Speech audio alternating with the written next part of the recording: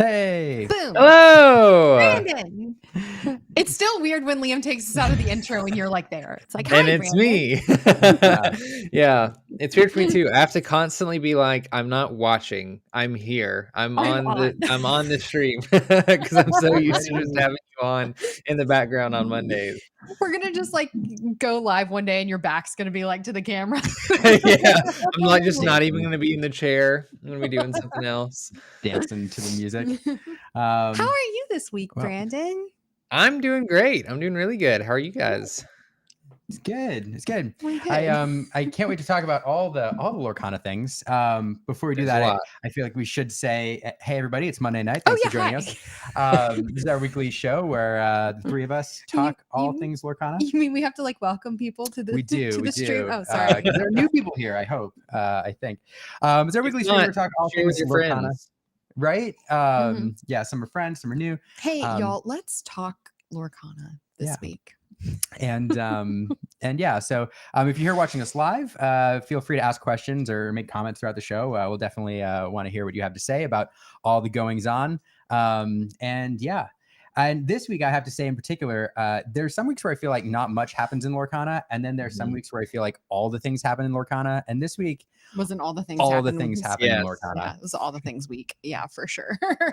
There was even more than I thought, because I remember after last week's episode, I was sitting there going, I wonder what we're going to talk about next week. There hasn't been like too much is happening. The Australia DLC is like coming. And I'm like, maybe we'll talk about that. And then just like the floodgates opened this week, and even later in the week, I think it was yesterday, the day before, when Liam was messaging me and he's like, so what are we talking about this week? I'm like, well, there was this and then this and then this and this. And like the list just kept going. Yeah, I felt like it was like Friday. It was like go time. I agree with you, Brandon, because I was sitting there, I was like, well, we could talk about Australia and like what we think the meta is going to be. Like we were trying to brainstorm on Tuesday. And then, I feel like on Friday, the floodgates opened. Yeah. Which I'm excited about. Yeah. Me too. So let's dive in just a second. I do want to let people know, for those of you who are here, for our amazing guest, we'll bring him in second half of the show. We can't wait to talk to Scott Markeson, who is the runner-up at the North American Championship. And so really, really can't wait to talk to him about both his performance at the North American DLC Championship, but then also just his thoughts on the goings on as well. So make sure you stay tuned to that if you get tired of listening to us.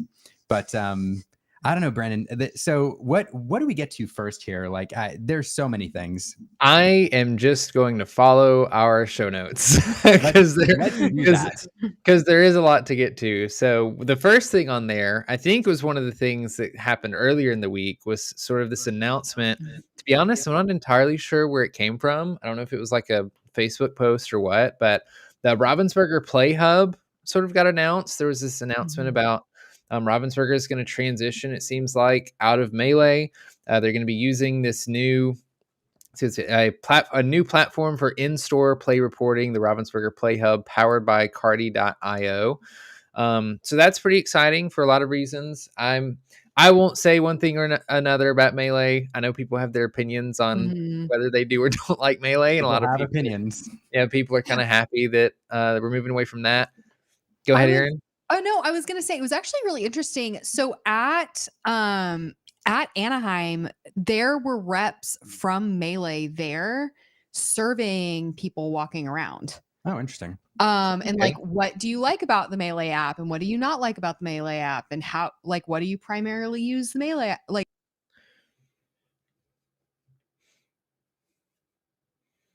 they were looking back for that, which I was actually really excited about. So that was interesting. Sorry.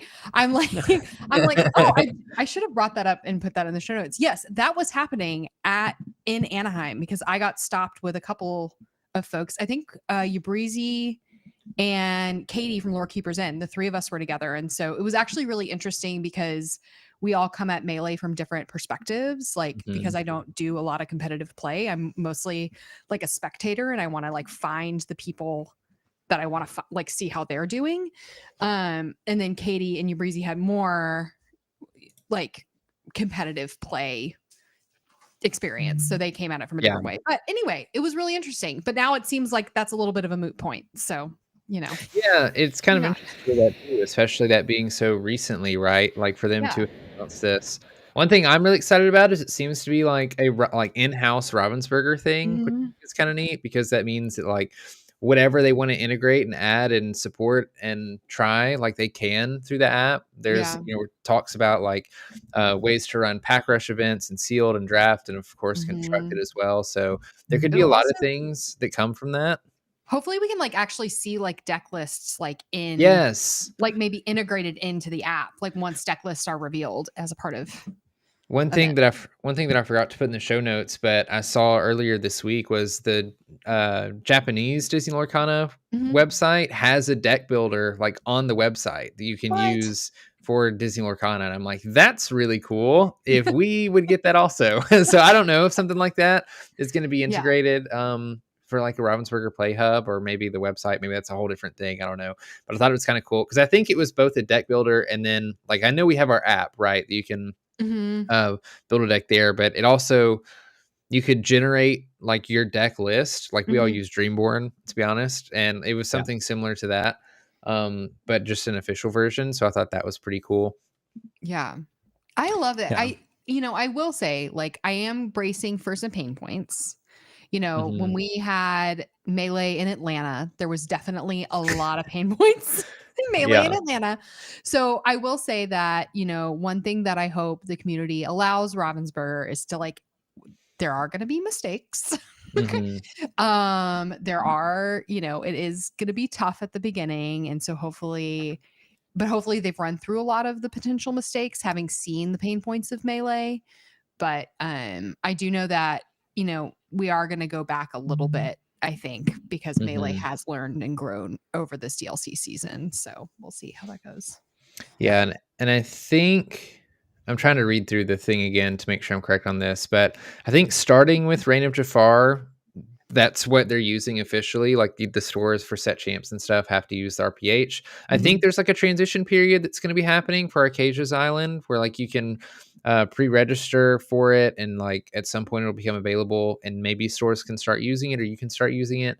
Yeah. So relatively soon. It does say let's see, once features roll out in early February. So yeah, in probably a week or two, we'll have access to this thing and get a good look at it. But that's a good point. There's probably going to be some hiccups. I obviously never got to test it. There were a couple people that I talked to in various like Discords and on socials that seem to have been a part of some sort of like testing group for it, Mhm. and pretty much all of them had like great things to say.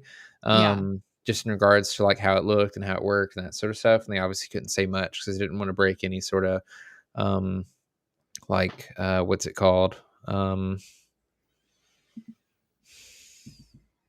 when you like sign the contract says you're not going to say anything. Oh, like an Oh, an NDA. Yeah. NDA? Yes, thank you, an Yeah. NDA. Yeah. Didn't want to break anything like that, but all Yeah. of the things were positive, which was kind of cool. That's Oh, that's awesome. great. I think, a lot of people are mentioning hoping for like an app over a browser. I Mhm. totally agree. That was actually something we talked to the Melee people about, was just like, it would be really great if you had an app. Yes. And that was more mobile friendly. I also think it would be really cool if at some point they figured out how to like integrate y'all's like DLC stream into Mhm. the app, like the Twitch plugin. Anyway, Yeah. Yeah, that would be I think I'm neat. telling me I Just need to move on. No, I'm just saying. It's bullet number 1 on the list. Oh, sorry. No, we're good. But no, I mean we could talk all show about the app and all the things we wanted to do because yeah, I mean the as you both are pointing out, like the nice thing is if this is an in-house built app, Ravensburger can be a lot more responsive, Mhm. and there's just a lot of potential for it to continue to grow, especially if it's servicing just Lorcana and the changes made don't have to service a bunch of other different card games, because I know Melee is built for a bunch of different things. By the way, Mhm. I'm seeing a flaw in our logic because Brandon can't see Liam's hand signals under the table like I can. And so Brandon and I are going to get barely carried know. away Okay. in conversation. Liam's like, That's Aaron, wrap it up.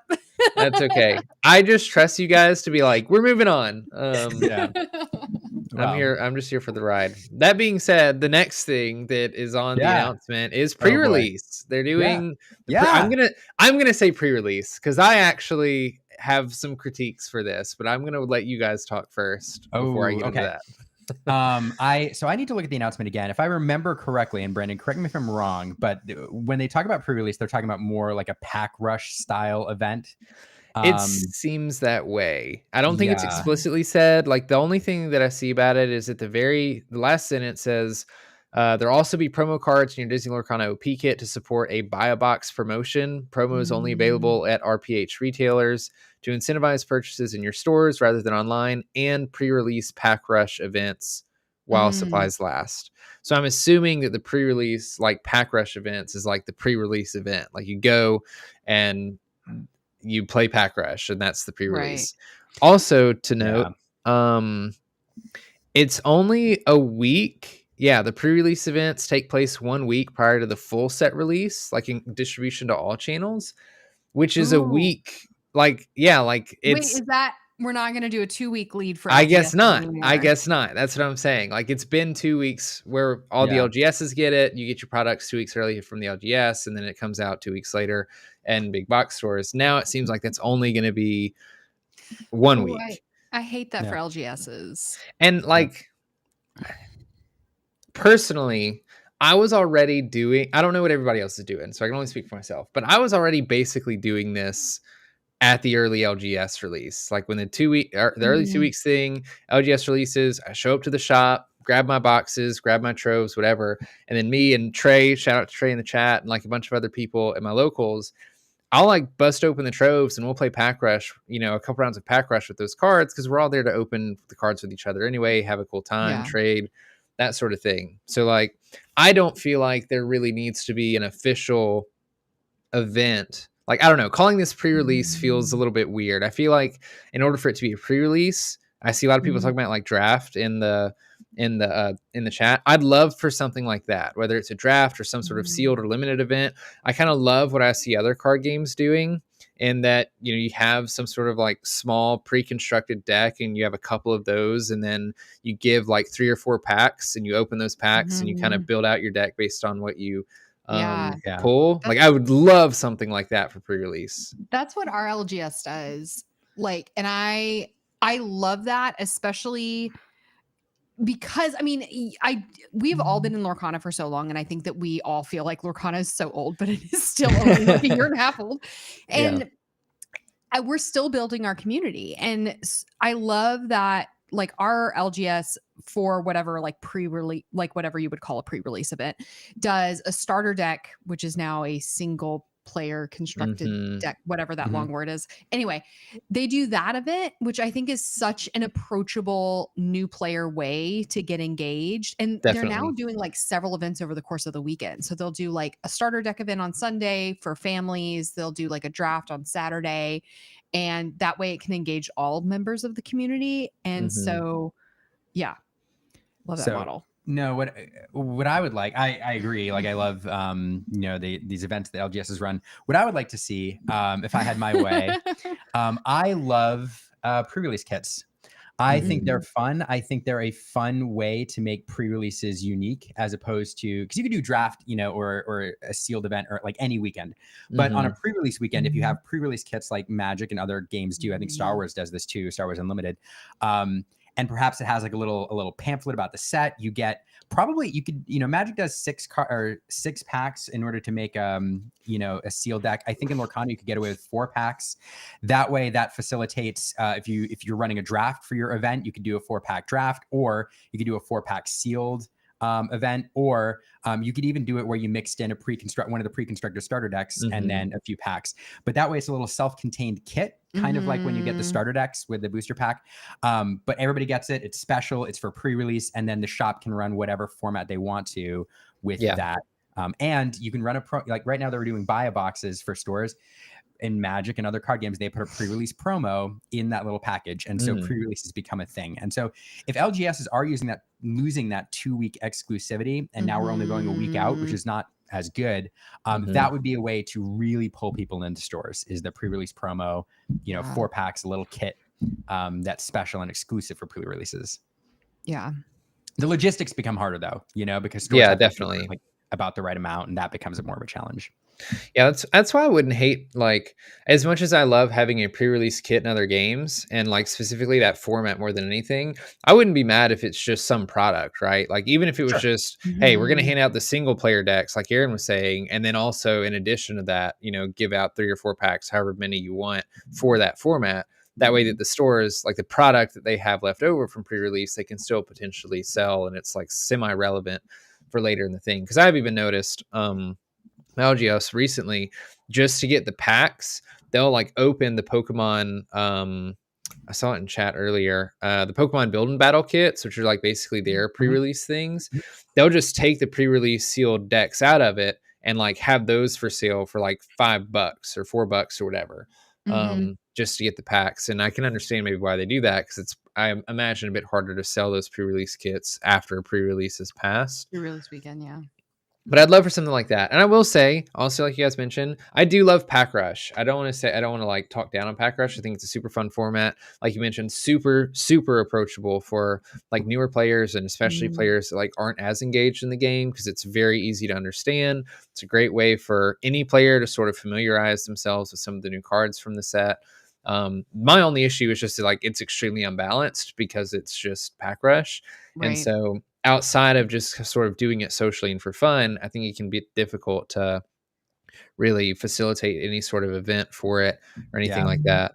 And some of this is just all of this for me is just assumptions based on the little blurb that we got in that announcement. Maybe there's more to come. I don't know. It just sounds like the pre-release events are having the Pack Rush with the buy box promo. So we'll see, but I'm really excited about that. Maybe they're gonna send like a fireworks kit out to every LGS. That would be pretty We neat. could have like Disney Castle fireworks show at pre-release. That's a great idea. Ravensburger. But for sure, I mean, it's I think we all agree it's a step in the right direction. Yeah. Trying Definitely. to make pre-release is special. Yeah. So, and having more like format, progress. like having more structure around that rather than just like making LGSs like figured out. Yeah. But so on the note of moving in the right direction or moving in a direction, Set Champs changes. They announced some changes for that as well.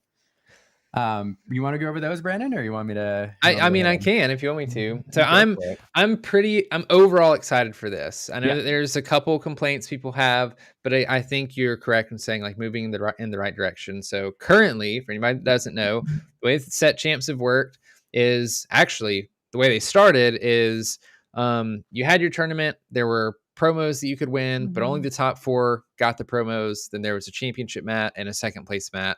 Championship mat had champion on it. And that was all you could win. People very quickly were like, I don't like that I make top cut and top 8 and then lose in top cut and don't have a promo. So they very quickly changed that and made it so that the top 8 got promos, which is a great decision. I think everybody's happy with that for the most part. Now they're changing it so that you are also getting 40 non-foil promos that are featuring the same artwork as the enchanted card for the Set Champs, but in the standard card border. And those go out to everybody basically. And I guess unless there's more than 40 people at your tournament, but those are basically a participation prize, which I absolutely love, because I always think if an LGS is going to run any tournament, not even just a Set Champs, it's great to have people walk away with something, even if it's just a single booster pack. They pay money to come play in the tournament. I'm not saying they have to get their money's worth back, but it's at least nice that people can show up to a Set Champs, and even if they completely bomb out, they walk away with a promo. And you can go to multiple Set Champs, get a play set if you want. And then there's still top 8 gets the foil promo like normal. But the difference, I think, now is that there's only one playmat, and it's the champion playmat. I don't know if that one is the one that has champion on it, or if they're just doing like the art playmat, like the second place playmat. But there's no second place playmat anymore. So I think we've moved in a right direction in that we have something for everybody, so that everybody leaves with something. But then we kind of took another step back in saying we're going to take away the second place mat. A lot of people seem to be conflicted about that. Conflicted, yeah. I don't personally mind it too much, because I can't tell you the last time I played out a finals in a Set Champs. Ever since like Ursula's return, so I guess the second set champs, when I got to the finals, somebody's offered me a draw. And I personally like the second place mat more than the champion mat. So I'm always like, hey, I'll take the second place mat and take a little bit of the extra of the top prizing, like store credit or whatever. And that's usually how it ends up working. I don't know how normal that is across the board, but maybe Ravensburger saw that and they're like, we don't like that people are drawing it out. We want people to play for the mat. I'm gonna be honest. I don't know if this fixes that issue or not, especially if there's like store credit or something on the line as well. Yeah, exactly. Yeah. It was interesting. Oh, sorry. No, go ahead. No, so when we went to when they made the shift from 4 of the Enchanteds to 8, one of the things I feel like we had a show that week and we talked about the possibility of like the top 4 having foiling and then the top 8 not having foiling. So I'm going to go back to that idea of like that way there's a little bit of like a scale. Because I agree with you. It kind of doesn't feel great as a second place finisher that you get the same as the 8th place finisher. So that doesn't feel great on the competitive side of things. Now I'm like, Aaron, casual hat, I don't like playing competitive Lorcana anyway. So like, hey, promos for everyone. I think this goes back to what are set champs? And I think that set champs are an amazing way for people to get their competitive start. I might not have enough money or I might not feel good enough about my play style to fly all the way to a DLC, but I can go to a set champs and kind of cut my teeth on a competitive format. To be frank, speaking as a person who's actually never competed in a set champ because I just really don't like competing for things. But I love the idea that new players, kids who might show up and, do their first competitive TCG event actually get to walk away with something. I think that is an amazing community builder, and, hats off to Ravensburger for that. On the other end, maybe foil, non-foil.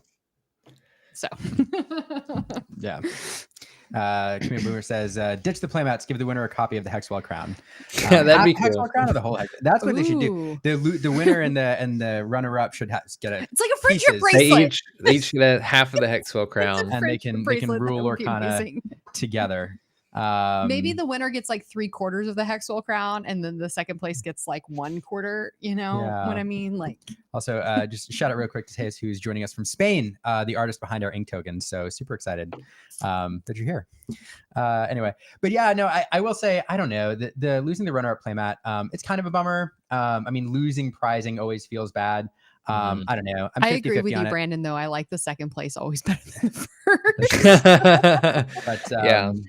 But I will say the overwhelming, I think, opinion of the community, the vibe seems to be that they'd really like that runner-up playmat back. So even if it's 2 playmats that are the same, they split. I don't know. But anyway. Then I have to highlight what Aaron said again, just because I think it's really important. And I remember hearing it on a podcast, or on a podcast. I don't remember which one, but like set champs are super important. As much as people maybe want to like tone them down, it's like, oh, they're not DLC level competitive. Like, yeah, like when you think about it, there's only around 2,000 players that are going to show up to a DLC, and those might be different every time. And 2,000 is a lot of players. Don't get me wrong, but that's probably a minority of like the majority of the Disney Lorcana people. And like a lot of people just don't have the privilege of being able to go to a DLC, right? Or maybe they're only able to go to one. So like if they want that competitive itch, like they're going to get it at set champs, unless they live close enough to a store like CCS or SSG that's going to run, like a big really tournament. Big tournament. That's all they've got. And so I think it's really important for like the community for that reason, both like as competitive players, maybe that, like I mentioned, don't have the privilege to travel, and also for people who are looking to sort of dip their toe into that community or into that sphere. And then, I also agree with Aaron in that like the 2nd through 8th place all having the same prize. I don't love. I wish there was like a tier where 5th through 8th get something, and then 4th and 3rd get something, and then 2nd and then 1st. And like other than that, I think it would be great. Yeah, I agree. But again, I think we're moving in the right direction. These are all positive changes, and I think we're going to continue to refine because We're like cooking with spices. You gotta we've added some garlic powder, and that was super great with the promos. But now we need maybe a little bit of cumin, which is yeah. Now you're speaking my language. Yeah, you're from Louisiana, Brandon. You're let's talk about some spices. I also just love food, man. That's why you have to come visit us in I'm a big Austin. guy. It's so good. We Yeah. got the I Michelin know. guide. I know. The best, not to get off topic, the best meal I've ever eaten is in Austin, and I'll just leave it at that. But Okay. what was that? Well, There you'll was come. something. I will top it. All right. Okay, sorry. Yeah, that's right. Liam's get back on task. So, Brendan, I next in our show notes, you wrote weekly play, and I'm not sure what this is. Yeah. So R&B actually said something in the chat just a minute ago where he said, "Give set champs winner a guaranteed chance to purchase a ticket to the next DLC instead of the event lottery," which kind of goes into this thing. One of the last things in this announcement just says weekly play, and it says programs for weekly constructed and pack rush play to bring back players week to week and build your community will be supported through the OP kit, as well as digital support like store-specific leaderboards in the Ravensburger PlayHub, which I think is really cool. So it sounds like as we could expect, there's going to be organized play kits that are sent to the stores they use to help facilitate weekly play and people coming back, which they already do that. That's great. But it's also kind of exciting to hear the things like the weekly leaderboard, because that's an early window to buying a DLC ticket because you did good enough at set champs and you did good enough at weekly league and you actually have the leaderboard and the points there to show it. Definitely have no idea if that's happening or not. None of that is mentioned in any of this announcement, but it just kind of got my head spinning on those ideas. It's like a coffee shop punch card. That's where I'm going with it. It's like I've bought 10 coffees. Now I want 50% off my DLC registration. Well, it is interesting. Like the point that you bring up, Brendan, I think is a good one. And that is, since the Lorcana PlayHub is all in-house, and if there are, these things are going to be tracked in the Lorcana PlayHub and stores instead of on the wall on a poster, or logging things in the system, there is potential. Who knows what they're going to do it, but there's potential for a whole bunch of different things. If your weekly league points, your performance in different events is being tracked, maybe you're getting invites to DLCs almost. Who knows? Yeah, there's lots of potential for things you can do by tracking players' statistics, and not only not necessarily statistics in terms of wins, draws, and your competitive record, but also just participation, just loyalty, loyalty to the brand. Again, coffee shop punch card. Yeah, and on the other side of that spectrum too, because this is all I'm more competitive brained than I am anything else, if it isn't obvious, but you could also use it for social play, right? To encourage social play. And I know in previous OP kits, they've tried to suggest different missions to do to earn points towards the league kits and things. So I could also see them taking a route like that, where it's hey, one of your nights can be a multiplayer night, and if your players do one thing or another, then they gain extra points, as long as it's validated through something. So I think that would also be pretty cool too, and something to sort of keep in mind, both for Ravensburger and for LGSs that are hosting these things, to not forget your social players and maybe try to integrate them into that as well, especially if there's not a DLC payoff, right? It makes a little bit more sense if these points lead to an early DLC invite or whatever. But if it's not, and it's just purely there for fun, then have fun with it, But if I'm a social player, I have so many thoughts on social play. If I'm a social player, even if I could get an attendee badge, DLC, that would be amazing. And then also on the lines of social players, since we're putting our wish list out there this week, I feel like I would love for there to be a structured social play that is an hour. I would love nothing more than to have happy hour time, 5:30 to 6:30, 1 hour where I can go to my LGS and play, and then I'm home in time to put my daughter down. I think that for a lot of moms and social players, dedicating my entire night to league was really, really tough. But having an opportunity to kind of go for 1 hour, play a couple of games of Lorcana in 1 hour, and then go home, that would be awesome. And then if I could do that enough to qualify to get an attendee badge at a DLC, that would be so amazing. Coffee shop punch card. Coffee shop punch card. All right. Liam, we're getting this again. Yeah, no, we gotta move on. There's a lot to talk about, and we're just in that one announcement. So Aaron, Brandon, Lorcana was released in Japan this week. Oh, you skipped over the next point. You skipped over the next point. Yeah, I was excited about that. We're going to talk about dual color cards with Scott, I think, when we bring him in. Yeah, that'll be good. That'll be fun. But no, let's talk about Japan. So Lorcana has been expanding around the globe. It came out in China like a couple weeks ago. We opened some Chinese cards. They're super Japanese fun. Box getting here? Soon. Brandon's got his already. Ours are not. I've got mine right here, waiting to open. We'll just rub it in, Brandon.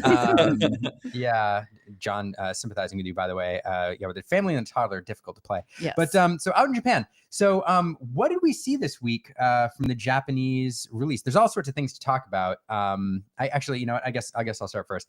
But Liam's like, never mind. Let me take this. Let me take this. So one, super excited to see these card games or Lorcana released in these other markets, these huge markets. One, you know, China is potentially like massive in terms of obviously the base and you know where Lorcana could go in that, you know, in that market. But then Japan has a long history of TCGs, of course, you know, Magic and other, you know, North American. Wait, don't they have this like game called like Pokemon something like or Pocket something? Monsters or something. But super big history with you know, TCGs. Love, you know, Disney's very popular over there. So again, like a big market, and I think the potential there is almost limitless. It's cool to see the different product lines that have come out. The foiling over there is very different. It's just really fun to see Lorcana in different languages. Overall, it's really, really cool to see it out. Now, there's a bunch of announcements we want to talk about. Brandon, one thing I know you wanted to bring up was some things you were seeing on social media about low turnout at events. Yeah. I obviously am not in Japan or very connected to Japan at all, but there's a couple people in the Lorcana community that I know of that either live there or are a little bit more connected there. And I was kind of surprised. I didn't see any posts that were like, my LGS was, you know, bursting out the doors of people playing Lorcana for release. It was kind of the opposite. It was kind of like, yeah, we only had 2 people show up for release weekend, which I thought was interesting because I definitely am under the understanding that, like, you know, Japan has this affinity for Disney and love for Disney. And so I would have just expected or bet that, especially because Japan is also so big into trading cards, that like this would have been like a major hit over there. So I don't know what the actual, you know, turnout was across Japan for release weekend, but I was kind of surprised. It seemed like there wasn't as much of an attendance, and I'd kind of be eager to like know if there were places that had more of an attendance, or if it was kind of low across the board, maybe why that was. Yeah, I don't know. I do think, you know, especially in social media, we do have this, you know, people have a tendency to post good news story, like super good news stories, and like bad news stories, and everything in the middle, you know, nobody wants to post. It's like, that's why everybody thinks the car trick is a thing, because everybody who opens their packs in the car and gets, you know, nothing doesn't post their packs. But, you know, I do think we've seen some, you know, we've just seen a selection of stories, probably the ones where people were like, oh, this is a huge bummer. The other thing I think is probably a thing is for big Disney fans who were excited about this card game, you know, this game has been around for a year and a half in other markets. And so they figured out how to get cards. Yeah, I have heard of Lorcana being imported in Japan already, and there's probably a big collector base over there. That's actually for English and non-English cards. That's actually a really good point. And I mean, and I also, you know, we all 3 of us don't live in Japan. Surprise. And so like, I am curious of like what the marketing strategy was in Japan. Like, you know, we had a year here in the US to just build hype and then build some more hype. And then Gen Con 23 happened.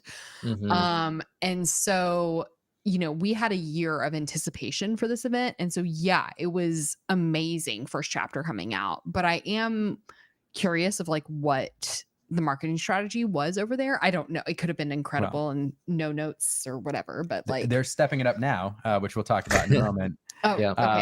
Yeah. But no, I have my gala next week, y'all. I am no. It's a really great point. People in the chat too talking about it. The little Laura pointing out the Tokyo airport is covered in Lorcana banners. That's interesting. Then never mind. Well, I mean, they're probably hyping it around release. But I don't know, Brendan. I can't say one way or the other, obviously, because I didn't see massive coverage. But yeah, I would be interested to know, broadly how much, it was. Well, and also, like you said, Liam, like the people who are super hungry for a TCG were probably figuring out how to import English cards beforehand, similar to how, Brandon, you have Japanese cards and we have Chinese cards. Like, we figure it out. Like, we want the cards, we'll figure it out. Yeah. So in addition to that, the game came out. We saw some coverage, some game stores saying, only a couple people showed up, and but we saw other release events. But then at the same time as release weekend, Ravensburger Japan, I think, made several big announcements about Lorcana this year. It's so interesting. First of all, that it's spelled Lorcan, and secondly, that's just no, I know it's Google Translate. Yeah. But also this like Grand Prix translation, like, and not the word challenge, because it's Japanese culture isn't as competitive as American culture is. Oh, I don't know about that. Anyway, it was just interesting. Man. Yeah, it could be Google Translate too, just not an imperfect translation, but yeah. But then they got Lorcana right in the second line. Anyway, sorry, Google Translate. Get it together, man. Yeah. So this is super cool. So we had to wait. We got first chapter, and then it took us from the release in like August all the way till March until in North America we heard about Lorcana challenges and got to prepare ourselves for that. But here in release weekend, they announced a series of tournaments. I'll call them challenges, but Google Translate has called them Grand Prix, to be held in Japan throughout the year. The first tournament is in May 2025. Second tournament, Saturday, July 26th. And I think those two will lead to a national tournament. Is that right? Yes. Ask the question that I want to ask. Go for it. Do we think they're gonna hold Worlds so that these people can come to Worlds? No. I personally don't think so. They might do the thing where like whoever wins the challenges like gets a Worlds invite and they bring in 2 people from Japan. I think it would be kind of weird to like, I mean, it shows us right here that these Japan challenges lead into the Disney Lorcana Japan Championship in 2026. That's a long way away. Right.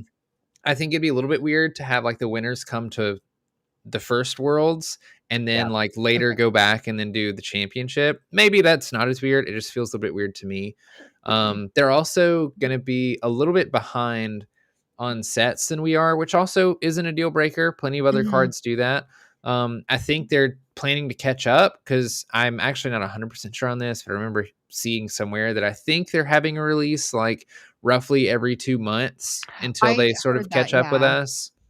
So eventually they'll be caught up to us. But I also think they might not be included in Worlds just because they're so far behind. It is showing that their first championship, their first DLC is likely going to be Inklands because their first set champs are going to be into the Inklands, just like ours was with this Stitch Rockstar. And their set championships start slightly before the first DLC does over there. I don't know if the second DLC will be Inklands or not. I'm not sure what the release schedule for that would be, or if they'll go into Ursa's Return like we did.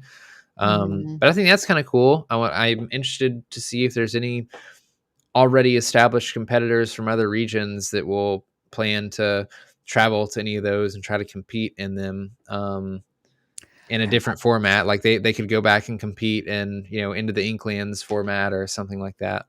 So, time travel. So what's interesting to me is we have just talked about the fact that like the avid TCG fans in Japan are probably importing English cards. In fact, we had Fish and Chips in the chat here say Citizens Lorcana has a member who lived in Japan, and basically that they were rapidly importing cards from other countries. Okay, so what that then means to me is that the avid TCG community in Japan is already probably like playing with each other in our current meta, right? Because they're importing the cards and they're figuring out how to play with one another. So that means that when they hit their challenges, they have to have like 2 different metas figured out. They have to have the current like US meta figured out, because that's probably what they're playing with, because they have the cards, and then they have to have a meta deck built without like 4-5 sets to be able to compete in their Grand Prix, which is they're also not allowed to they can only play with Japanese cards. They're not allowed to play with English cards or a mix of the two. So interesting. Which, for the viewer, will note is different than in North America and in Europe, which allows multiple language cards.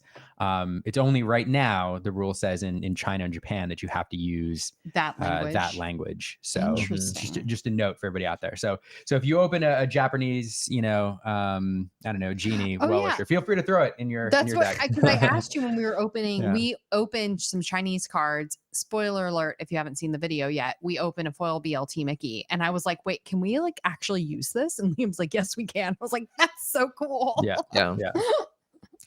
So anyway, very, very cool. I agree with you, Brandon. Very cool seeing them catch up on the set champs and allowing, these markets, at the very least Japan. We haven't seen any announcement for China set champs, I don't think, but allowing Japan to catch up and earn these Rockstar Stitches. I want a Japanese Rockstar Stitch now. I know. I considered for a while, like, my collection part of Lorcana being that I just collected every Stitch card, and now that I see this Japanese one, I'm like, oh man, gotta do it. No, you don't. Do I want this one? Gotta do it. Brandon, you do you. We don't share finances. You don't need a Japanese Stitch card. This is He's just ignoring me. Well, no, I've been distracted by a shiny object. This is random. So this card has the Disney Lorcana Challenge logo on the bottom alongside the Enchanted logo. Is that ours? Don't have that. No, ours has the little make Brandon big. Oh yeah, make Brandon. Ours has the normal like it's a little bit blurry. The promo. Like the normal promo sign. It's hard to see from the case, but I think you can kind of make it out. It's not the DLC one. It's the like same one that you get on all the OP kit promos next to the Enchanted. Fascinating. Okay. Neat. All right. Japan, cool. Lots of announcements. Circuit, fun stuff. What did we miss on Japan?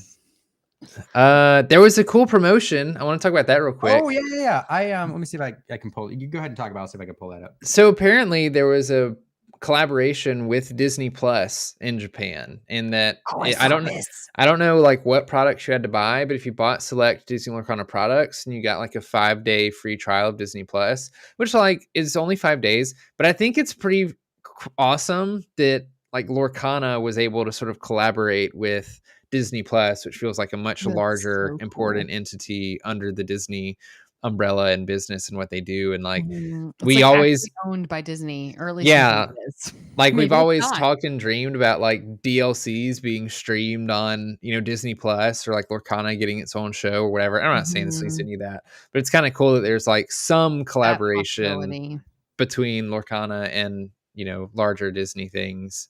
Gosh, we so need our own show on Disney Plus.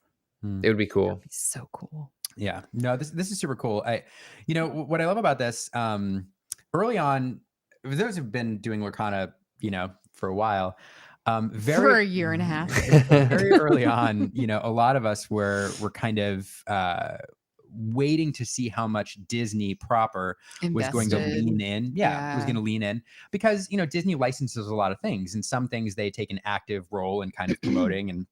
Disney Infinity. Sometimes they take a back seat and let the company, the licensee, do the work. And it's been really fun to see ever since, really, I think about Rise of the Floodborn, with that first Disney cruise that happened with Ryan. I mean, when they put PAX in the parks, I was like, we've made it, y'all. We've made it. We're in the parks. but yeah, over time, it's been interesting to see Disney lean more and more in and seeing this collaboration, with Disney Plus in Japan is super cool. Awesome, and I don't know, indicates to me that the company is really trying to make this a success over there in that market, and I love to see it. Yeah, I agree. Yeah, thanks for catching that, by the way. What else? We got the promotion, set championships. So let's what do you think? We look at us. We're only 2 minutes behind, Liam. Well, we've skipped multiple topics. By the way, sorry. We're like, for those of you who've been with us for a while, we are currently referencing show notes, which I don't know if you know enough about our relationship, but let me just tell you that before Brandon being the co-host, there were no show notes. Yeah, This is so fancy. It was all up here. But anyway, and so we have like a timeline. We're only running 2 minutes behind. Yep. After this, now we're running 3 minutes behind. No, we're running way behind because we skipped multiple topics. But with that, speaking of running behind, or I don't know, moving on. I really before we get still the seamless transitions. Yeah, I didn't have a good segue there. Sorry, I have not talked to anybody outside of work today, so I'm like a blabbermouth. Sorry, go ahead. No, I don't have a good segue here, but I'm really excited. Before we get to the rest of our topics, I feel like we should bring in our guest to talk a little bit about not only North American Championship, but then we'll get to the rest of our topics and get his opinion, because he is a far better Lorcana player than at least me and Aaron. I don't know, Brandon, if you'd put yourself in that camp, but the best Lorcana player we'll have on the show tonight. So it'd be good to get his opinion on this stuff. So with that, I'd like to welcome in Scott Markeson, the second place finisher from the Disney Lorcana North American Championship. Scott, it's so good to see you. Yeah, thanks for having me. It's great to be on. Yeah. Thank you for coming. Have things settled in? Like, have you wrapped your mind around the fact that you, out of all the Lorcana players in North America, you are, according to the DLC, you're number 2? Number 2, and that's I'm a Minnesota sports fan, so we count that as a win. That's fair. That's fair. Yeah. Well, it was a fantastic performance. I mean, great deck. I got to watch a couple of your matches. Last one. Go ahead. Oh no, I always have to ask, Scott, what has it been like at locals after you came home and you finished second? Yeah, it's nice. Everybody, they give me congratulations. They tell me they watched, kind of that thing. I played card games for a long time, so you're gonna have good results over the stretch of maybe I played for 20 years. So it's good to be recognized, though. You go around, you shake some hands, kiss some babies. Love it. What is your TCG background? What did you play before Lorcana? It's probably a huge shocker. I'm a Magic guy. Okay. Yeah. I mean, Magic, Yu-Gi-Oh, Hearthstone. It is interesting. It's all over the place. I've found there's very few people who will claim more than one game as like their TCG background. People either come in, they're like, I'm Yu-Gi-Oh or Magic. Yeah. Sometimes you get Pokemon, and then sometimes you get Hearthstone splashed in. So it is a shock. I'd say Magic has been the constant one. I've dabbled in some other games. I tried Flesh and Blood for a little bit. I did one of the Dragon Ball Z's for a little bit. Star Wars Destiny. So I've kind of dipped my toes in some other games over my lifetime. Okay, so my other question that I always love to ask, just absolutely incredible players, is have you lost a game since you've gotten home, and how did your opponent feel after beating the second best player on the continent, theoretically? Oh yeah. I've lost a few. So I played a couple of the set championships. I played one on Saturday, and then I played one the Saturday prior. So I kind of built more fun kind of decks with cards I want. It felt like it'd be kind of mean show up with blue red and try and beat up on some people. So I lost, and I don't mind losing. That's card games in general. You're just going to lose a big percentage of the games, no matter how good you are. That's the way they work. That's why they're so great. Yeah. No, it's super fun watching you play. The finals match was tough, and shout out to Ed here, who's in the chat. Giving you a shout out, Scott. There you go. The finals match was tough. Ed made a I think anti Ruby Sapphire meta call, kind of built for that matchup. Right. And then made a heck of a call because you were kind of I feel like on your heels going into the finals. That's one way to put it. Yeah. What were you thinking, like, going into the matchup with Ed in the finals? Well, looking at the deck list going into it, I think I had myself about 15-ish% to win 3 games out of it. And I didn't have a ton of time. Preparation, I kind of had to spread things out a little bit from what I was testing against. So I mostly tested against, the most stock red purple decks there were. So I guess I was a little bit murky on how the games were going to end from my side and his. Mm-hmm. So I think if you gave me, 4 or 5 hours to just jam against his deck, I might be able to win 3 out of 10. I think that's about where I'd be on it. So that's kind of a game though. I had a pretty clear path to get to the finals, and it was just who came out on the other side, if I'd have a good chance or not. Yeah. No. So you were playing Ruby Sapphire. Why this call going into the championship? It's pretty easy call for me. I didn't like any of the other decks in the format. I tried I tried almost everything, at least in some, maybe small numbers and things like that, but I didn't like them. So did you not like them because you didn't think they were like strong enough, or did you not like them as in like you just didn't enjoy playing them? There's a bunch of different reasons. So red purple, I didn't really like in the 2-game format. So I kind of gave up on that one a little bit early. I didn't have very much experience. This is the first tournament I ever played red in. I was against it the whole time. I thought the cards are too good. I'm not doing it. This one I finally said, all right, fine. Wait, did you say the cards were too good, so you didn't want to play them? That was pretty much it. So, so red purple, I didn't want to play it in best of 2. I didn't have a ton of experience with it. Green purple, I didn't really like the current iterations of it. I'm not an aggro player. I don't like that. That's not my style. Which I played green purple in Vegas to qualify for Continentals. That was more of a mid-range kind of deck. So that's more of my speed, mid-range or control. So I tried the green purple for a little bit. Too many 1-drops for me. I didn't, too aggressive, not my style. The amber steel decks, the dwarf version of a traditional steel song, I think I'm just too unlucky to play those ones. So I threw those ones out right away. And then, those are kind of the big hitters for the format. And I didn't really have the time or manpower to churn through and discover something new. So blue red, I think, is the best deck. I played it for the couple weeks leading up to nationals, felt comfortable with it. That's what I ran with. So Scott, are you normally an Emerald Amethyst player? Like, what is your go-to deck when you're not playing Ruby Sapphire? Blue Steel is my favorite.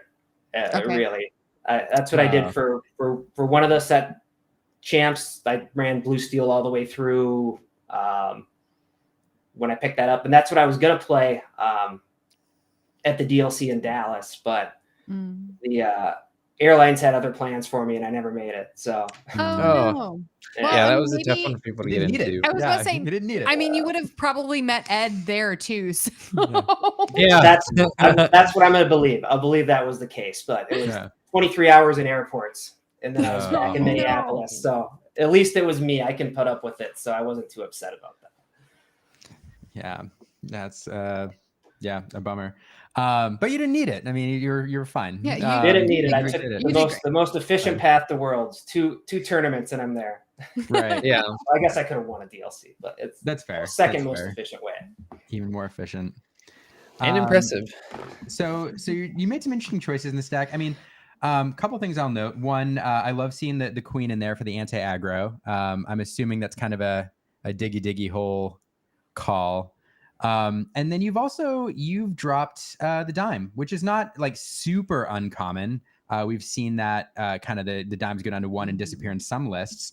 But yeah, no dime here in Continentals. Instead, relying on the shark, I assume, to close things out.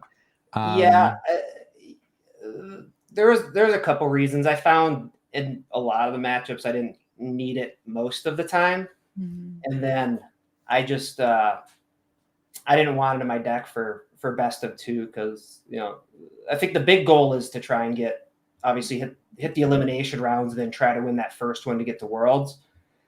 And I found on the draw against some of these aggressive decks, you just have this landmine in your deck, and you don't really have games to give in best of 2. So I didn't want it in there.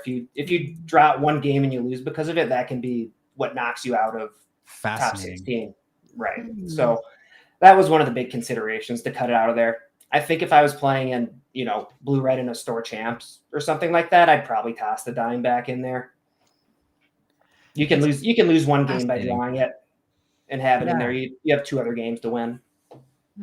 I'm actually really, really fascinated by this answer because I, looking at these lists when people dropped them out, I always thought just like, why not have one in? Like it is a win condition in and of itself. Why not just throw one in?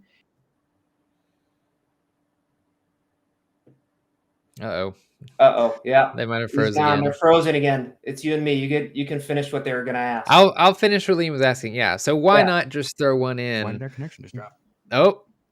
There they are. Yeah, we're back. There they are. Yeah. I know. We're like hardwired in the internet, and we still lose. I think you picked up what I was saying though. Like I was always of the opinion, just throw one in, And so, but hearing your justification here, like there are games where you draw that it is a miss, and you drop a single game, which could cost you a top cut in a 2-game format, is a compelling reason not to include it. I think that's fascinating. Right. It's there's just sometimes against the diggy whole deck or green purple or something like that where you need an ink or basically anything on some of these turns, and if you draw that thing, you're toast. So that was my justification with it. Whether I'm right or wrong, I'm not sure. I think everybody else had the dime in top 16. I'd have to double check that, but let's just say I'm right and they all had it except for me. Yeah, I think that's a fair assessment. I think most people, even if you're thinking that you're relying on sharks or something else, I think most people include one just in case. Sure. Because why not? But yeah, it's fascinating. Anyway, Brandon, any other questions about? I kind of want to ask about Australia, but any other questions about the North American Challenge? Not really. I was just more interested to hear what Scott had to say about his deck. Yeah, being a couple weeks out. It wasn't. I kind of just there wasn't much resistance till the finals. Really, I started 5-0, and then I had a decent path, 3 steel decks in a row till the finals. So the path of least resistance was kind of how it was for me. I'm trying to see if I have your bracket here. I don't think this is your side. Nope, this is Ed's side. Well, the other side. It's cool too. Anyway. So Scott, I have to as the non-competitive Lorcana player in the group, what else did you do while you were in Anaheim besides play Lorcana? I did Disneyland on Friday. Oh, nice. I just went by myself. I speed ran it. I walked 12 miles in the park. I did as much as I could. I was there at 8. I was out of there at 7. I was running around. Oh my gosh. We might have passed each other. It's very possible. I was flying. So I got there on Thursday. Okay. And then I did Disneyland that Friday. And then it was all cards. They had me locked down for Saturday and Sunday, but I had tickets to the California Adventure for Sunday. So as soon as I was out of the tournament, I ran in there. I made sure I went. I paid for it. Oh, that's great. So, we should have asked you what you were doing now that you finished second Lorcana. He would be like, I'm going to Disneyland. Yeah. I gotta eat, and then I gotta hit a couple rides quick. I gotta go. That's amazing. Yeah. So Scott, can you talk a little bit about your lead up to the North American Championship and how you got ready? What was that journey kind of like for you? Sure. So going into the testing, I wanted to wait for the Euros Championship. There's a lot of smart people over there working on stuff. I'll let them do a lot of the legwork before I dig my heels into it. And then they finish that, and the holidays come up. Everybody's busy. So it was about 2.5 weeks before that. There's a group of a couple of people here that helped me test, a couple of players that went down to LCQ. So it was kind of, 6:00 at night, meet at a store, play for 3 hours, do that 3 or 4 times a week, we did a big day on Saturday leading up to it where we played for 8 hours, kind of rinse and repeat for the week after that. And I was, like I said, I dipped my toes in some of the other decks, but majority of the testing was blue-red. Most matchups I played was the mirror, so for testing, and that was kind of it. Just learning the deck from my side, getting an understanding of kind of how the other decks worked, and then kind of just relax and be ready for the tournament. I don't stress out too much about these things, so. That was something we, Tannen and I noticed when casting the finals is you were just like the most level, like you're in the finals. This is for like the NA championships and you just look like the calmest person on the planet. Like it just didn't get to you at all. I think it helps me for the most part. I was waiting. Ed and Zan were still playing and as who I was going to play in the finals, but I was watching football on the couch in the back there on my phone. So, that tracks. You're from Minnesota. That tracks. Unfortunately, I got back on Monday night just in time to see the disaster. So, oh dear. Yeah. So, you get to go to Disney World. Exciting. At some point, yes. What is at some point? I mean, like, yes. At some point, yeah. At some point in the next 20 years, you're going to Disney World. And they said 2025. So Sure, they did. They did. So anyway, what is the one park that you are going to hit? Are you going to do Magic Kingdom since you did Disneyland? Are you going to do something else? For this one, I might try and I'd like to do it all, really, if time is not an issue. I'd like to. I think I hadn't been to Disneyland or Disney World since I was in first grade. I don't remember it. So I think I've got it down now. I can be super efficient. I can get it done faster. I can do more. So I want to do them all, but I think the Magic Kingdom for sure. A purist do that stuff. Oh, for sure. Yeah. That's the same with us. So we never go to the other parks because we have a day or two and we just like Magic Kingdom first. I know it's like Magic Kingdom first, and then if we have more days, then we'll go somewhere else. So then we end up just going to Magic Kingdom. Okay. When I go, I'll get your guys' advice for when I go there. You can give me the rundown. Oh yeah. Happy they're to. all so good. Maybe we'll be there. Maybe we'll be there too. No, we will be. Well, in the parks we will be there, but I don't know if we'll like be there. You know. Yeah. Yeah. So we have a question in the chat. I'm not sure. I'm trying to parse it a little bit, but I think what Chris was asking about, and it's a topic that we haven't really tackled here, but I figure since he asked about it, maybe we'll tackle a little bit. The DQ rules. How did that? I don't know. What are your thoughts on the DQ rules? And in terms of the not DQ, the intentional draw ID, the ID rules. Yeah, sorry, two letters. And did that affect you at all? Kind of once you reached a certain point and how you were playing, did that weigh on you at all? Yeah, it never. Like I said, I started 5-0, so I was in after 5 rounds, so it never affected me. I was out of it. That's I mean, fair. maybe I was close after 4, so it never affected me. They make the rules. Yeah. I think I'm fine with it. If they say you can't draw, don't do it. Don't play with fire. Just you got to do what they say. Is kind of how it is. It's kind of iffy because I just don't love it in general with the 2-game format because you put yourself in the situation where it's gonna happen. At DLCs and things like that, which they can't really stop that with the amount of people, but. In these ones, I think it probably made for better top 16, I suppose. The last rounds meant more for more people. Yeah. So, sure, I loved it. Yeah. Let's go with that. No, I agree with the sentiment. The rules are the rules, and that it was what it was. I'm just curious if it yeah. I guess the question was if it. I was one of the few that it I never had to. I never had to worry about it. Before, man, that's I never had to worry about it. Cool.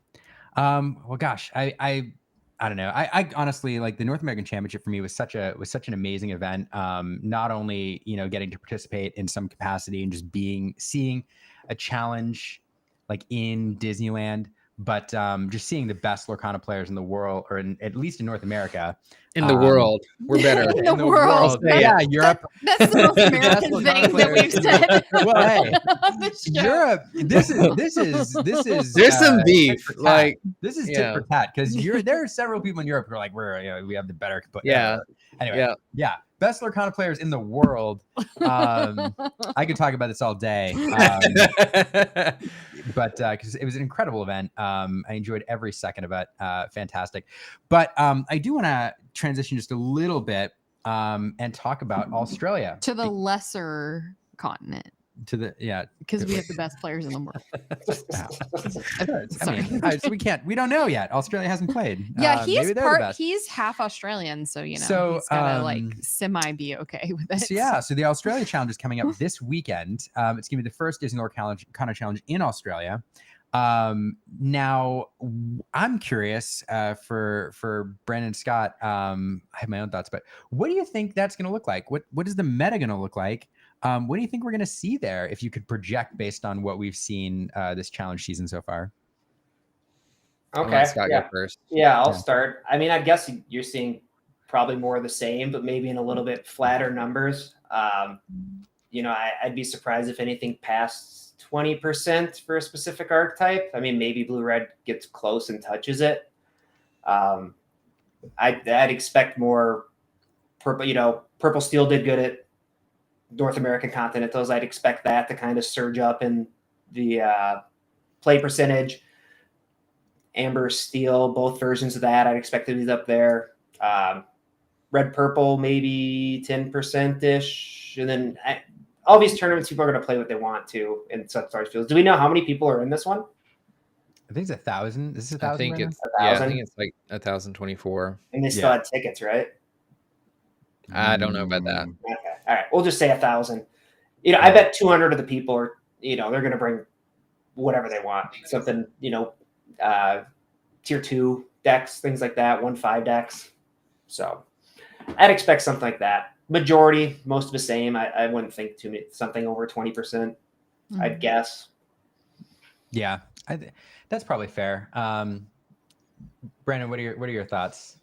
I think it's hard to say. I'm going to echo what Scott said a little bit, just in that, like, I just kind of expect similar things that we saw in Europe and NA, because they were relatively close. Like red blue was the majority in both of those. I was actually surprised that there was so much red blue in North America, but especially since there was so much in both Europe and North America, I wouldn't be surprised if Australia mirrored that. It's hard to tell, because admittedly, I don't keep up very much with what Australia likes to play. I know that historically, like we always talk about how Europe really likes to lean towards Emerald Amethyst. NA likes to lean towards Steel in general, but like sometimes Emerald Steel or Blue Steel specifically. We obviously saw Amethyst Steel do really well in North America. So even in that case, I think it would be tough if you're an Australian player trying to predict what to bring, because I could see it going either way, where people saw decks like Amethyst Steel do so well. And we've talked about how this is kind of, Amethyst has always been strong, but Amethyst is especially strong in this set. It feels you could put just about any other ink color with Amethyst and have a contending deck. I could see them going that route. But then if you have people that are betting on other people playing like Amethyst Steel and other Steel decks, and I can see why there'd be incentive to bring red blue, and there'd be a really big, like red blue number. So kind of the similar situation that I felt like I was in for North America. I'm guessing. I don't know. I don't know what I would bring if I was in Australia. I made a post today. I said that I thought that red blue would be the most represented deck. I'd be surprised if our top 3 didn't stay the top 3 between red blue, ruby amethyst, and amber steel. I am interested to see if there's any extra Blurple players out there, especially sort of with how well that seemed to do. You never know what that would be. Yeah, exactly. It's either going to do really great or crash and burn, it seems like. So I'm kind of eager more than anything to see how Australians like to play. What's their deck? What do they like to bring? Yeah, I don't know. I'm going to make the same prediction I did for North America, and I was wrong, which is, I think that the dominance of red blue will lead to an increase in the number of ruby amethyst, and I think that will be on par with ruby sapphire in terms of the representation. Partially too because I think it's a deck that people love it, and it's probably a deck that people have been playing since set 1, and they're just going to carry it through and keep playing it. Because there haven't been many, or other than set championships, there haven't been any like big competitive events other than this first challenge. So I think this being like the one shot that people have to qualify for Worlds, they're going to bring in what they're comfortable with. And for a lot of people, that's red purple since they've been playing for set 1. And I would also not be surprised if Amber Steel was more heavily represented. Purely because of Diggy Hole. I think that deck has momentum because we've been waiting for an aggro deck to be viable for so long. Other than people bringing in Amber Amethyst to try to steal some games and challenges, but I think we've been waiting for an aggro deck to be competitive for so long that there's going to be a lot of people that are going to try to like steal their way into or sneak their way into the top cut. Did you not intend for that pun? Steal their way into the. No. Never mind. I don't know what the pun is. Steal. Oh, the steal. color. That's great. Yeah, I totally meant that pun. Steal their way into the top cut by winning. Diggy Hole. Yeah. Anyway, okay, sorry. By like winning, the first 3 or 4 rounds, going 2-0, and then getting in. I don't know. I'm willing to bet that it's those 3 in the top, and then that we see Ruby Amethyst. People correct a little bit because of the dominance of Ruby Sapphire, but I could be wrong. I don't know. Those are my thoughts. Mo agrees with you, Scott. So there you go. Good stuff. Anyway, Are we moving on to the? I don't know. Ed had a question for Scott. I think we should get to. It's actually a really good question. So heading into given actually I set up myself for a good segue. Given the prevalence of purple Ed steel, set you up for a good segue. and Don't give yourself too much credit, sweetie. I set up Ed's question. Given the prevalence of purple steel and diggy hole in the meta, going into, let's say you're going into the Australian Challenge this weekend, what adaptations would you make to Ruby Sapphire, given the dominance of those decks? I'd probably try to find a room for a third B prep. That's probably about all I'd really do. I think. I don't think adding anything cheaper really helps. Yeah. I mean, maybe trim a dragon, play a B prep, but if blue red's popular, you probably want all the dragons. You can maybe ditch a shark. I don't know. Yeah. Probably just another sweeper, I think. That's really your best hope. You could put a third Maui in, the 6/5. I think any of those would be reasonable if you're looking to shore up those matches. The Maui's good against both. I mean, you're already running the one queen, which is I didn't see a lot of this set in the NA championship, so you're already kind of teched for that. But human Sisu? Thoughts on another human Sisu? You could, sure. Yeah. That'd be something I'd have to try, but I don't hate it. You're starting to get up there on inked goals, but it's kind of the same thing with the B prep. Yeah. I think all the stuff runs pretty tight. I'm no savant at blue red. I think I can play it pretty well, but I haven't. A lot of deck builders have put a lot more work into it than me. I kind of copy pasted and switched like 3 cards around. That's funny. So I would before we move on from Australia and get some cards, some dual color cards, I'd be remiss if I didn't mention. I know I only am tracking 2 players. There's probably many more, but I'm not that well connected. I'm tracking 2 players that we know that are heading from North America, representing the continent here down in Australia.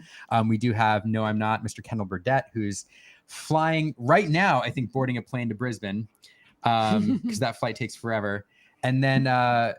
Over at Lore Games. What's up, guys? We are going to the DLC Oceania. Competing at the DLC, representing North America. We're celebrating our honeymoon.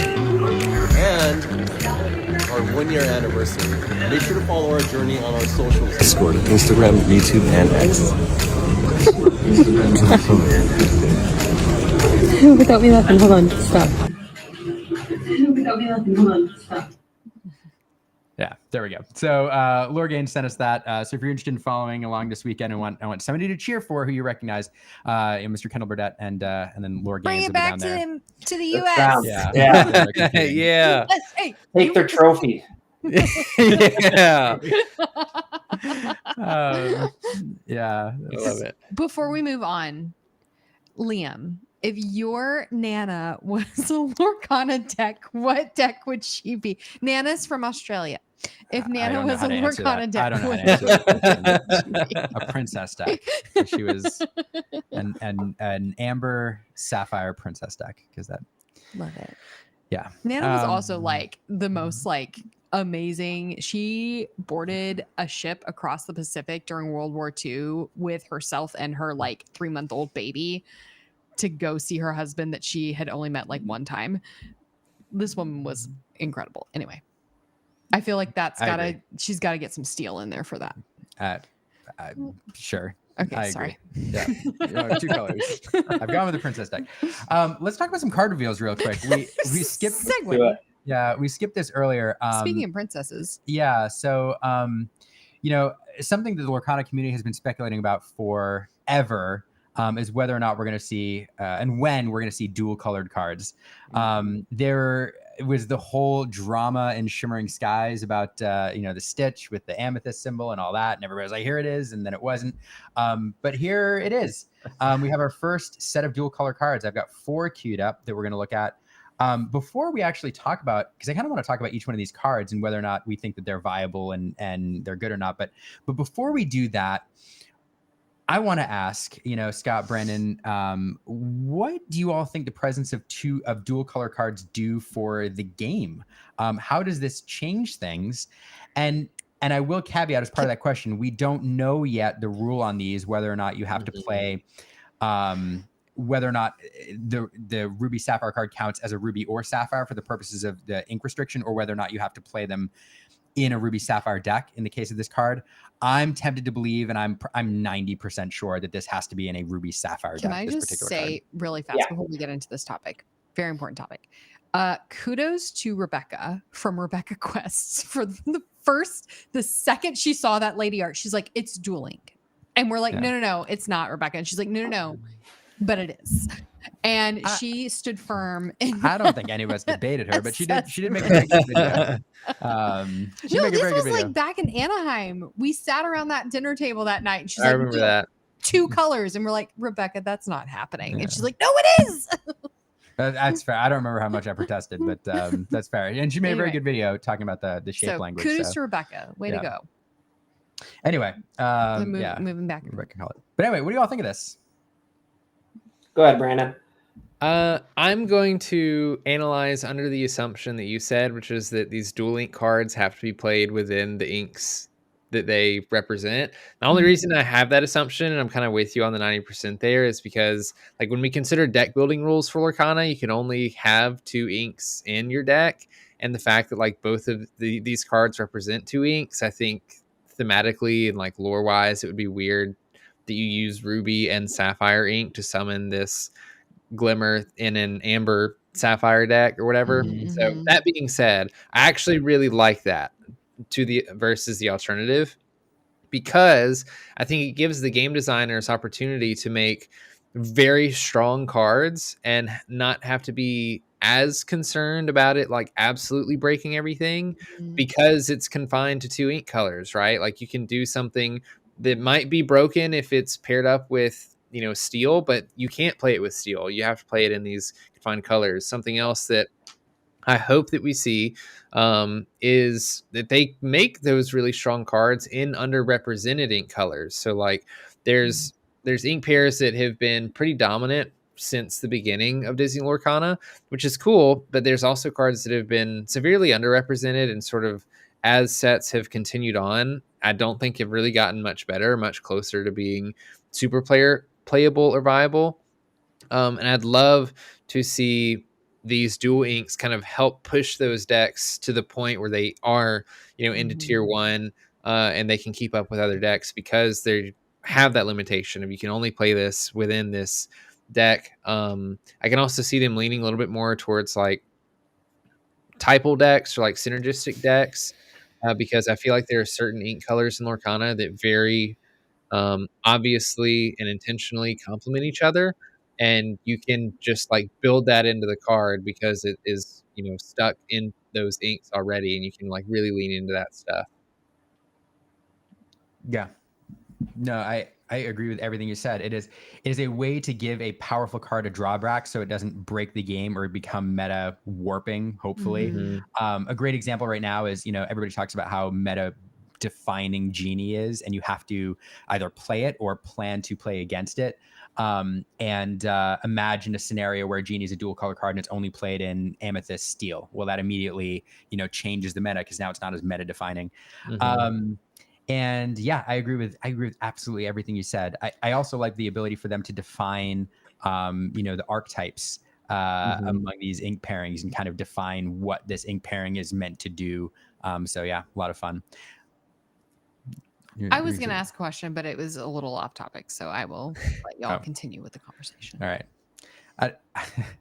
Well, hold it. And it was on topic for Genie, but off topic for dual color. So I will hold it until the after show. Yeah, let's get Scott's thoughts on this, especially since I queued this up first on purpose. Partially because it segues nicely from. Wait, do you know, Scott? Do you know something about Ruby Sapphire decks? Yeah. Do you have experience with them? Okay. Yeah. I know. What are your thoughts on this card, Scott? I'm not great at judging cards because I really don't like most cards. I'm a glass half empty kind of guy.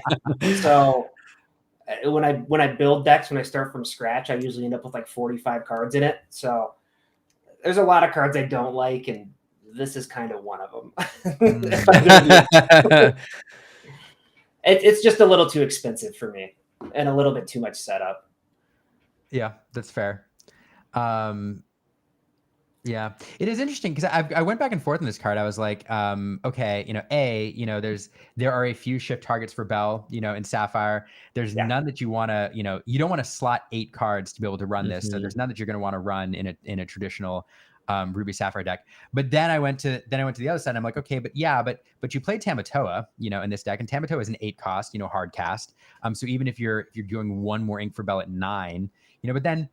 Yeah, I don't know. I kind of agree with you. I don't know that it's going to be it's kind of the dilemma. At least Tamatoa draws you a card when you play it. Right. If this one gets destroyed or banished immediately after, you kind of you wasted your whole turn. That's fair. Christian Young in the chat saying it's true. Scott hates cards. So it is true. Yeah, I don't know. I think it's a fun card. I'm glad it exists. I think I love that it exists in these colors. I think it's brilliant. I think it'll be fun in some casual decks. I don't know that we'll see it as a tier 1 competitive card. For sure. It's a very cool card. Yeah. From a competitive standpoint, not quite there, I don't think. Yeah. Especially, I mean, if it make it that much better. So one other thing in Lorcana, especially when you get to the end game, we all realize how valuable interplay abilities are, and this one just doesn't have one. So, can I just really quickly? So Little Lore asked, "How would you organize dueling cards?" Though, and I would like to say I had an answer for you, like maybe a month ago, and now you were right. It has broken my organization system. So we used to organize by number and by number only. It did not matter. It went in number order, which you can't see on this card. Now I was like, just last set, I was like, oh my gosh, brilliant idea. Let's organize by ink color rather than by set. And now I'm regretting that decision. Like, oh, well, I guess we're going back to set organization. Hey, look, it's a dual ink color art. Lady. We have 3 more cards to make it through before we wrap. So yeah, this is Lady. This art was revealed at the Disney Lorcana Challenge North America, and now we have the full card. This is a fun card. It's an uninkable 5, shifts for 3, so we know we're getting another Lady, hopefully. Otherwise, that ability makes no sense. But Yeah. it does something similar to Perdita, where it pulls cards from your discard pile. Perdita puts them into play. Lady puts them in your hand. But it synergizes nicely with puppy tail waggers and other small puppies. So we're seeing the beginning of Dog deck. or a continuation here of a puppy and dog typal deck, which I think is super fun. I don't know. What do y'all think? I think it's very fitting for both of these ink colors, Amber and Emerald. In Amber, we already have a lot of recursion cards, like you mentioned, Perdita. We got Lilo on this last set, and a lot of those sort of leaning towards more aggressive strategies as well, which I think Lady does perfectly, especially in Emerald. Emerald tends to be a more aggressive ink color with cards like Curse of Merfolk, Pegasus, even like the Flynn Rider from set 1, right? I'm interested to see what the assumed lower cost Lady card is in this set that we'll see, that maybe it does something cool as well and synergizes with aggro, that you can shift this Lady out. This is one of the better dual link cards we've seen so far. I can see this doing okay in a pretty aggressive Amber Emerald deck, but the uninkable count and it being so expensive might make it like not good enough. Yeah, I think with what we know now, this is pretty clearly the best one. It's 5 cost, 4/4 quest for 2. Those are decent stats, and if you assume it draws, I don't know, 1.5 cards every time you play it, I mean that's a good card. Mm-hmm. Expensive uninkable is always something to consider, but it's definitely the kind of card that should find its way, or at least be tried in competitive decks. Yeah, this is the card that we're all like eagerly awaiting the shift target, and we're like, the moment that shift target comes out, if it's like a good card, everybody's like, oh man, Yeah. this is it. It's the 2 for 1 version of Lady. There you go. Horrible. Puppy Yeah. Lady. Yeah. Wait, can I? So- Sorry, should I wait till the after show to tell my story about the Lady card? I have no idea what you're talking about. Oh, well, great. Then I'm going to tell it now. Okay. So I don't know if people saw Ravensburger's social post the week at the North American Championship, where they were like teasing the Lady card. It was like a stuffy of Lady sitting watching the LCQ. Oh, I didn't see that. Dang it. Okay, well, I have the stuffy. Yeah. That social post. They Oh. gave it to Olena as a present. Yeah. It was very kind of them. Anyway. Very kind So of we them. have a lady set. Oh, and Brandon, she matches the stitch that you gave. Oh, that's right. Never mind. Yeah, you showed me that. Okay, yeah. I forgot about that. So Yeah. Stitch now, Brandon gave Olena, our daughter, a Stitch when she was first born, and so now Stitch has a friend, and it's Lady from the Ravensburger social post announcing this card, or like teasing this card. That is true. Okay, there's my story. No, and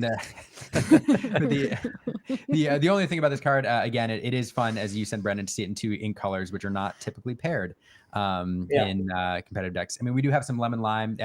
Okay, that's not fair for me to say. Lemon Lime did win a DLC up in Toronto, but still, it is not the top tier competitive deck, so it's fun to see. It wasn't an American these DLC, pairings. so North American DLC. All right, so Alpha in the chat, excited for this card. It is Jafar. Not only is this an interesting card, but it also advances the story.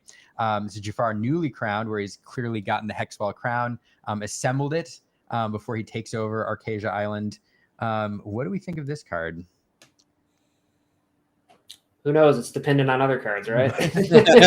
Yeah. No idea. Yeah. What are all the illusion cards? Yep. Clearly depends on how many playable illusions there are. Yeah. What do we think an illusion is? Well, Well, no, we know what an illusion is. At least we have an idea. Yeah, so illusions are cards. Brennan, to catch people up, it's a good question, Aaron. To catch anybody up who doesn't know what an illusion is, we talked earlier, Brennan mentioned how giving cards drawbacks, like requiring them to be in certain color decks, allows you to push their power level a little bit because you're giving them the drawback. Illusions are cards which basically are more powerful for their particular cost. We can push the power level a little bit because the drawback is that they're illusions, which means, and the illusion mechanic says, when you choose them with an action card, when your opponent chooses them to be the target of an action card, they are banished. And so if you have a card like, let's say, Mosquito Bite, which does 1 damage to an opponent's character, when you target that, it's immediately banished rather than just taking that 1 damage. So it's a lot easier for your opponent to remove, from the board. But in return, it seems, based on what we've seen, the illusions can be a little bit more powerful in their stats than the average card for that cost. But sorry, I've been living under a rock this week. Have we actually seen an illusion? We have, yes. There's a big old Iago. There's a big bird. Big bird, yeah. Big old Iago. So Jafar really depends on how good the illusions are. Good illusions that we want to play, and he seems really good. And also notably for Jafar's effect, they don't just get returned to your hand when like they're banished through the illusion mechanic. It's just when they're banished at all. So if your opponent still has to like challenge and banish them and you have a Jafar on board, they still bounce back to your hand. Right. It can insulate you against a B prep or something like that too, and juice you back up. So it depends. If there's good 1 cost, 2 cost, 3 cost illusions, you have that kind of curve into the Jafar. It could be pretty powerful. So that one, the stat line on the card is not great, but obviously you're playing it for the effect. So it has potential. Yeah. It's also scary. Jafar has the crown now for all the lore people out there. Yep. Right. Jafar has it. Yep. I think he put together his friendship bracelet. He did. People are speculating that the odds are pretty good that the next Illuminator's Quest is a Jafar themed battle to push that narrative along. But no, I think this is fun. I love cards, even if they're not competitively viable. I love cards that will one day in the burgeoning, social kitchen table scene where people want to play fun puppy decks and things like that. I like cards that lend themselves to this type of, fun, typal synergy. So people can play things that are fun, and even if they're not competitively viable. We have one more color card that was revealed today. This is hot off the presses. This is Sven, illustrated by Juan Diego Leon. He's pointing. A lot of fun. I've seen people speculating that this is the best dual color card we've seen. 5 cost, 2/6 with Rush, and when you play it, a chosen character gets -3 strength this turn. What are your thoughts? Draft it. Draft it. Yeah, great draft card. Yeah. Dives to Medusa, says Mo. Do that. Yeah. Dives to Brawl, even worse. It does seem to be a slightly, not slightly, a much worse Elsa. They kind of do different things. Fair. I know they look kind of similar, but they're a little bit different in that sense. I don't know. Does Blurple need another 5-mana card like this? Maybe. I don't know. I'm not a Blurple guy. Yeah, that's kind of what I wonder. Like, I feel like the minus strength effect would be a lot more useful in Ruby, right? Instead of Blurple. I'm not sure that this is something that Blurple is necessarily doing. Maybe there's more synergies to come that like makes it make more sense. This one's kind of confusing to me. Like out of all the other ones, I feel like it's pretty easy. The sapphire half of it. That's the shrinking part. So I guess you're right. Yeah. Stuff in the colors, so they can't really make a shrinking card Ruby, right? Yeah. It's interesting though. I could see you could maybe play a couple of them. I'm not sure. It's good with Fox. That's a good kind of, or a goat. If you goat into that, that's something.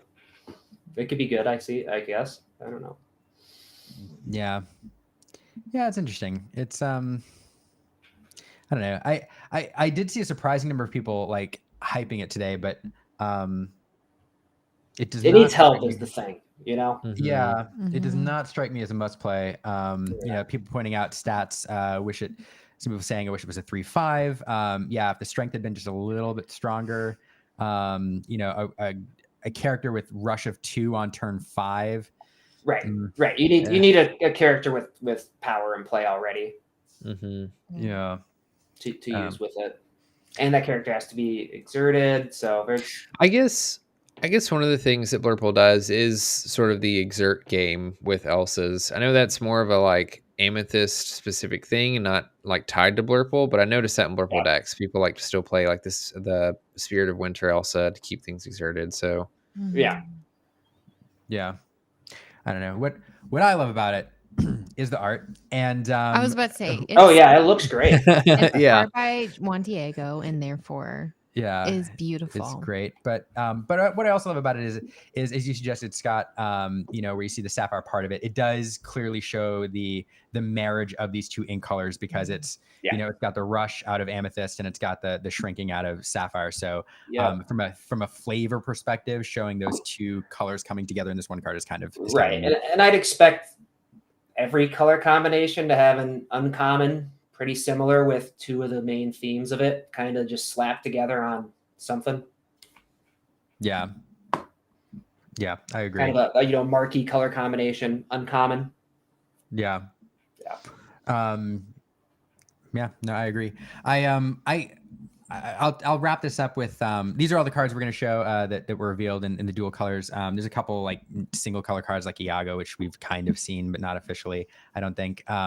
But I'm liking what I'm seeing out of the dual color cards. I'm willing to bet that, similar to locations, how when they came out in England, there were some that everybody saw and they're like, oh man, locations are going to be so good. And then what really happened is they were kind of like items, and we saw like one location slotted in this deck, one location slotted in this deck, and they just became kind of like these utility cards that were not overpowered. Probably the same thing here, where we see a couple that are slotted in competitive decks, but they're just fun to have around. I'm willing to bet we probably, as you kind of suggested, Scott, with the one uncommon, it's got me thinking we probably see like a cycle of these where there's one or two in each color combo of various rarities, right? But nothing crazy. Yeah, there'll probably be a super rare and then an uncommon for all of them. I'd guess something like that. Yeah, that would make sense. Yeah, that's a lovely shawl you have there, Scott. Yeah, thank you. Yeah. I don't know. Well, I love them though. I love these. I love these gold cards. And I think Brandon hit it on the point too. I mean, it's a great way to get some of these poverty color combinations a little bit more action. Mm-hmm. Yeah, totally agree. Yeah. Well, I think that's all the card reveals we have. Brandon, what did we miss from this week? I think we kind of covered it, some of it quickly. Yeah, I think that's pretty much it. Unless we wanted to mention set champs. I know Scott said he did set champs this past weekend. Yeah. I don't know, Liam, if you guys did set champs. I don't actually know how much further they last. I did the two that are local to me, so I'm done for the season. No, that's a great point. Let's wrap with that as our last topic. And to start, I'm actually curious, Scott, did you tell us what you played in set champs and how did it go? I played just the old school blue steel. All right. Whole new world in. I was playing some of my old favorites. So, you weren't playing that aggro pile that's been like running all over the place. No, I wasn't doing the aggro pile. I don't like to get out too quick of starts. I don't like it.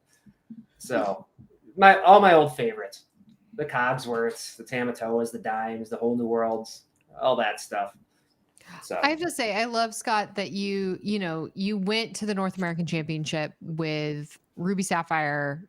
You've stated not your necessarily deck of choice, and you go back home, you go to set champs, and you just get back into your, with your warm fuzzy blanket, your comfort zone. Right. I love that. Like, I love that you didn't bring your Ruby Sapphire to set champs. No. It's the set champs are for fun. It's it's a step above casual. It's the entryway into competitive stuff. So I love that. Play what I like. I love that. Yeah. That's amazing. Yeah. And on that note, I mean, one of the things that I do love about set championship, especially with the 8 scars running around, is we have seen all sorts of decks either win set champs or at the very least win a scar. You do have your traditional decks, but all of us following, like, people posting their scar winning lists closely, have seen some really fun stuff pop up. There's actually a deck I wanted to highlight last week, and I never got around to it, but this is a scar winning deck list. I think this actually won a set champs, but here we see a amber sapphire list taking it down, which I think is super fun. So awesome. set championship has been a lot of fun this time around. This is probably my most favorite set champ season so far because of the diversity of deck lists that we've seen. And I've just seen a lot of people bringing things that they just want to try and walking away with some scars. So it's been pretty fun. Brandon, what have you been playing? Not this past weekend, but the one before that, I played a Amethyst Steel list. I made a top 4 at a set champs. And it was like I'd edited a list from one of the ones from the NA champs. I was trying to tech towards aggro and Steel Song specifically. And then last weekend, shout out to Zan Syed and Aaron Rubin, Lorcana Bro. I just took their Emerald Steel list from NA champs, brought that, made it to the finals, and then we ended up splitting the finals. So ended up with 2 scars this time. Had fun with that. Yeah, that's all that I've been playing. Yeah. And Liam, speaking of someone in the chat, Liam, what deck did you bring to set champs? Well, so I took Mo's North American Championship deck, Mo Shamlin's North American Championship deck into set champs. Tweaked it just like very, very little. But I love Emerald Amethyst, as everybody knows, and I want to try it out. Our local scene is pretty spiky. We had 2 North American qualifiers, championship qualifiers playing, and I finished 12th. I bubbled out.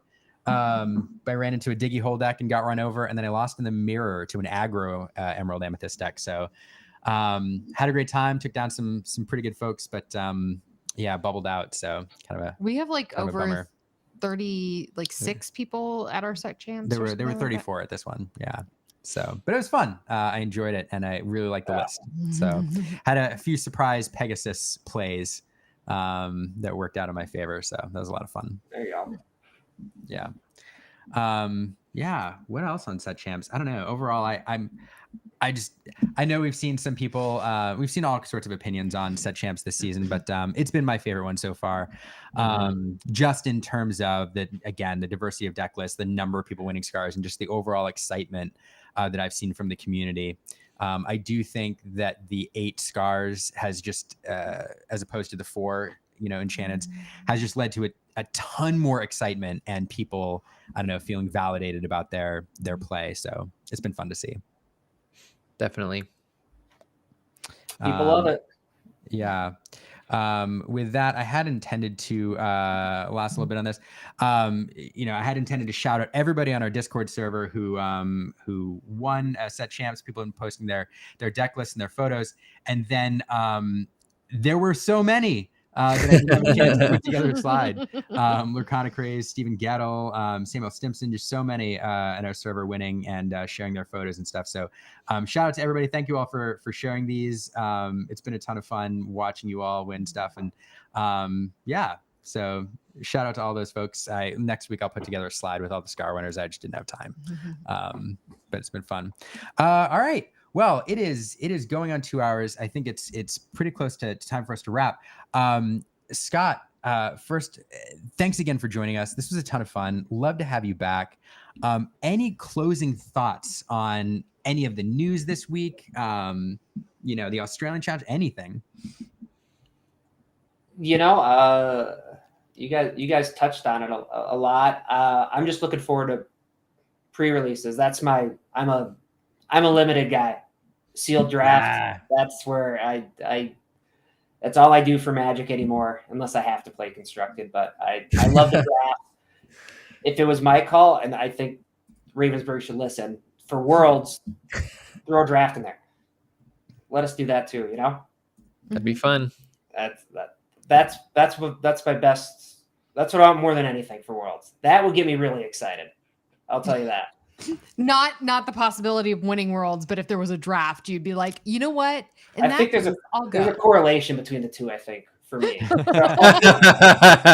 there's a draft, my odds go up. So we should do a whole episode. Brandon, we should do a whole episode Unlimited. We did one a long time ago.